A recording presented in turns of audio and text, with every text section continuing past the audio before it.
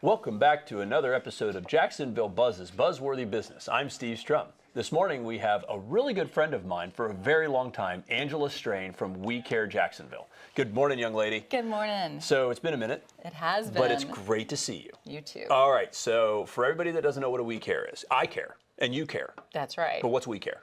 So We Care Jacksonville was founded 30 years ago by physician volunteers to make sure that our neighbors who don't have health insurance and are under-resourced can get to a doctor during a medical crisis.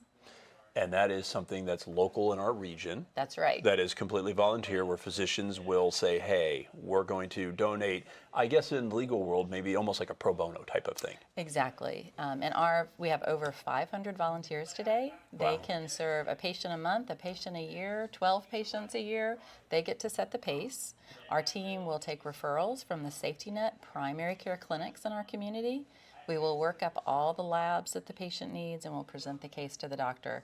And we're really grateful because our patients come with a lot of complexity, up to and including cancer. Well, if you are serving the underserved, Correct. right, at the regular medical checkups, if they go without having those, I mean, if you think about, like gentlemen, right, colonoscopy stuffs, right? That's right. So I don't have that done, or I don't get the little box in the mail. Because I don't have the health care coverage to afford that or the resources to pay for it out of pocket, That's right. I don't get the test. That's right. And then all of a sudden, 5-10 years later, all of a sudden, where I had a little problem down here, that problem, if you have a cavity and you don't go get it filled, it will become a root canal. That's and right. so all the way over here now, you have a bigger problem because you didn't get that care. So why did this organization get started? And in 30 years, it's obviously a long-standing organization. What was the reason that this was created for our area? So the great news is that we have an incredible body of volunteers in Duval County, and that extends to our physicians. So 30 years ago, they started seeing patients in a basement at a church on Sunday afternoons, and everyone would come in, they would see the doctor, they could get quick acute care. But those doctors realized without an x-ray, without a lab test, there was limited things they can do if they suspected someone had something more serious. So they started asking their friends, hey, will you see this one patient? I've got this case. Right. And that went from peer to peer to peer, and that's how it grew. So we are thrilled that this community has responded in such a way.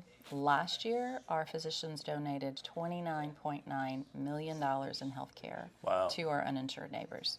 That's fabulous. And, one of the things is whenever we do these shows, I always take a moment to ask, what are you doing to help the community? Which is clear, you have been the face of so much in the nonprofit world over the time that you and I have had the ability to have a relationship.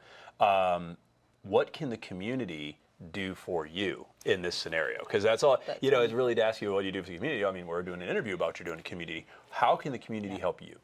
So one of the things we're really focused on, particularly in a situation where a patient has cancer, it's not just the doctor's appointment that they need, particularly after the pandemic. We learned so much. If they don't have transportation to the appointment, they don't make it. If they can't keep food on the table and they get a chance to work a shift, they're going to go to that shift, not go to that cancer care. So we really are relying on our partners all over town and the community to come help us. You can volunteer even if you're not a doctor. We deliver food twice a month to cancer patients in treatment. We put together care packages for their pantries just to make sure that they have everything they need so they can focus on healing. So we would love the rest of the community to join us for those. Awesome. So as we're moving into, you mentioned pandemic. Yep. Very interesting. By the way, that was 4 years ago. Oh, and by the way, I've known you for like 15 years, just That's FYI. right. Just in That's case right. anybody wants to know, we've known each other since we've been born. Angela is currently 29 years old, and I am 32. So, and we'll just have the producers, add some hair on. So it's fine. As we come out of this pandemia, right, everything changed, right? Service deliveries, model deliveries. I know that that philanthropic organizations and charitable stuff really had some pressure put on them just because of everything. The discretionary dollars. When there's no dollars, those come off the list, the first off the top. You guys survived through pandemia, which is great. Right. Supported people in the same model, even though it was more difficult.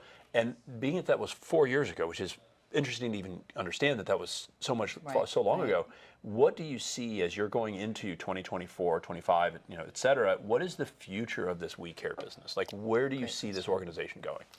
Well, the pandemic was 4 years ago, but the folks we work with, their impact is continuing to be felt. So where someone may have worked for a company that provided employer health insurance, today many of our patients are working part-time jobs, or they're in the gig economy. They're driving for Lyft, they're delivering for Instacart. They're working as contractors now instead of as employees. So the number of people who are still struggling to find an access pathway to healthcare is growing. And in fact, after the pandemic, we have seen more and more cases of cancer come into the safety net than ever before. Wow. Last year, we had 106 patients that had oncology needs. 44 of those were newly diagnosed. And that doesn't sound like a big number, but that's a 233% increase since before the pandemic. Wow. So seeing that kind of acuity really is going to be our focus for the future. So as we take it away, I know we had a really cool patient story as we're kind of wrapping this up and having a really cool thing about Volunteer Month, but share us a success story of one of your patients going through We Care. Absolutely. So last year we met Mrs. D. We're going to keep her name confidential. Ms. D. She was working as a hairdresser, which was as a contracted position. Because of the pandemic, things slowed down, but she kept at it until she was diagnosed with cancer. When that happened, all of her savings went into her initial treatment, and she ended up being unsafely housed. She was staying with friends. She was all over the city. When we knew she had to have surgery and radiation, it was critical that we get her in a safe place. So with the help of some amazing local supporters and foundations, we were able to get her into an apartment for 6 months, make sure she got through her treatment, through her surgery, had food on the table every week, was able to take care of her daughter, and she's now cancer-free.